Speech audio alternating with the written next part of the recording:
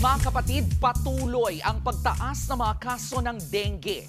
Pero alam niyo po ba mga kapatid na may mga specific na uri ng lamok na nagdadala ng sakit na ito? Yan iyong kabilang sa Aedes species. Ang Aedes aegypti at Aedes albopictus. Bukod nga po sa dengue fever, ito rin po ang nagpapakalat ng Zika at chikungunya virus. Pero dito po sa Pilipinas, sinasabing pinakakaraniwan ang dengue.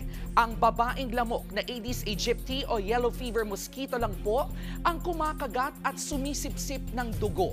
Ang male version naman nabubuhay sa prutas. Sinasabing ang species na ito ng lamok ay nagmula po sa Africa at naikalat sa New World sa pamamagitan ng slave trade. Ito rin ang pinakakalat na uri ng lamok, partikular sa mga tropical at subtropical na mga bansa.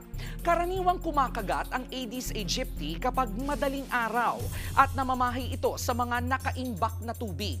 Na ipapasa ang dengue virus sa isang host sa pamamagitan ng laway ng infected na lamok.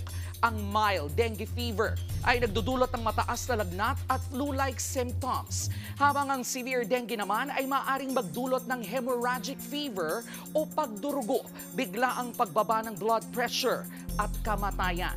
Mahalaga po ang pag-iingat lalo na sa panahon ngayon na marami ang tinatamaan ng ganitong sakit. At gaya nga po ng lagi naming sinasabi, ang mga ganitong K-alaman ay maituturing din pong K-yamanan. K-okay. Mga kapatid, ito po ang inyong K-alaman Queen, Kalad Karen.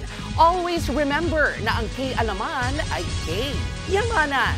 Kaya para sa latest showbiz news at dagdag impormasyon, mag-follow at mag-subscribe sa social media pages ng News 5. K-okay.